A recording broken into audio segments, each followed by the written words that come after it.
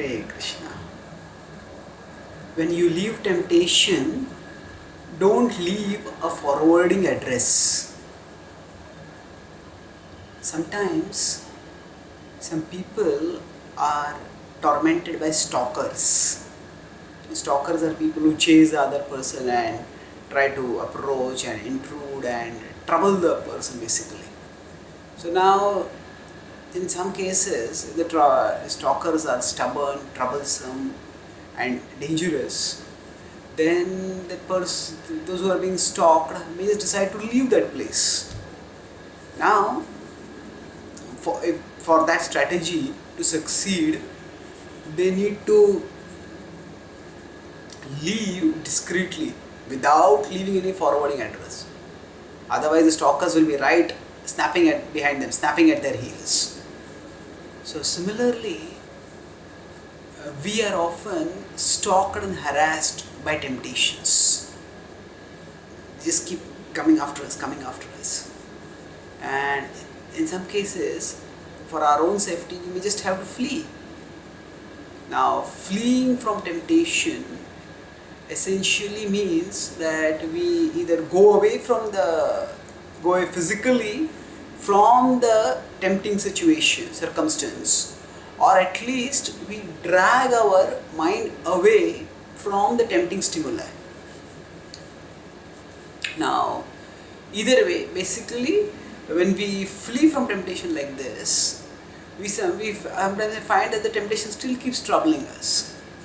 Why is that? Because we have left a forwarding address. What does that mean? That means we actually rejected the temptation not with a determined no, but with a tentative not now. Now, why would we do something like this? Why would we refuse temptation half-heartedly like this?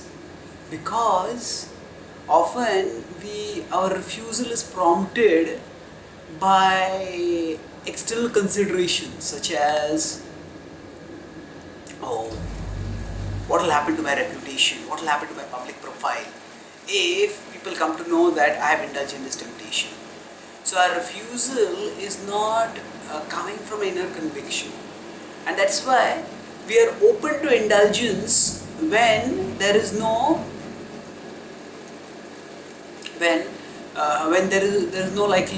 likelihood of us being detected, when we can indulge privately, and that's how we are saying not now. And because by this half-heartedness we are like leaving a forwarding address for temptation. That's why it keeps stalking us, keeps harassing us, even though we have apparently said no. If we want to stop the stalking of temptation, then we need to leave without leaving any forwarding address. That means we need to say a wholehearted no based to temptation based on determined inner conviction. Now, how can we get this conviction? That conviction essentially means that we recognize that sensual pleasures are ultimately futile, and that the devotional joys that await me ahead on the spiritual path, they are far more fulfilling. So how do we get this conviction? Firstly, we can get this conviction by serious scriptural study, which will sharpen our intelligence, and then we can also strengthen our heart by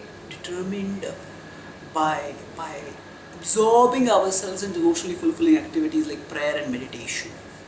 Then our rejection of temptation will be clear and unequivocal.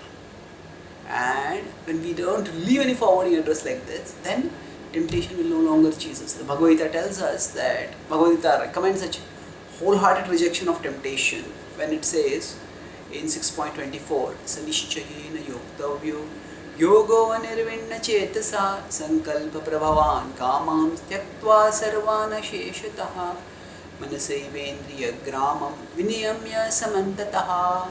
Sanishchayena yoktavyo, with nishchaya, with determination. Yogo anirvinna chetasa, without getting distraction, without getting distracted or without getting dejected. Sankalpa prabhavan kamams.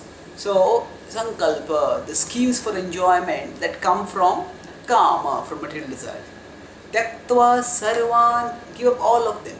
Asheshataha, without any exception.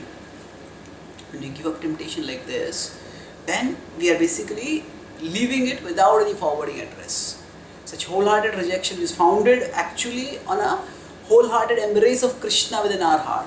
That will propel us onwards on a forward journey to Him till we ultimately go forever beyond the torment, the harassment, the stalking of temptation. Thank you. Hare.